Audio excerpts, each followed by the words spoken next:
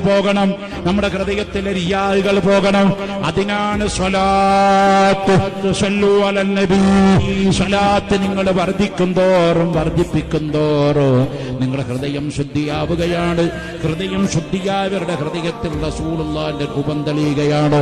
നബി തങ്ങളെ മനാമിൽ കണ്ട ഒരാളും ആഖിബത്ത് നന്നാവാതെ മരിക്കൂല.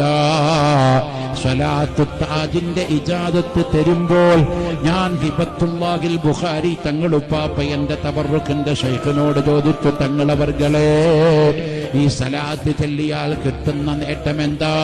തങ്ങൾ എന്നോട് പറഞ്ഞത് പണം ഉണ്ടാകുന്നല്ല, കാറുണ്ടാകുന്നല്ല, കമ്മീഷണറാകുന്നല്ല, മന്ത്രിയാകുന്നല്ല, വലിയ ആളാകുന്നല്ല, അവസാനം മരിക്കുമ്പോൾ ലാ ഇലാഹ ഇല്ലല്ലാഹ് ചൊല്ലി മരിക്കാം.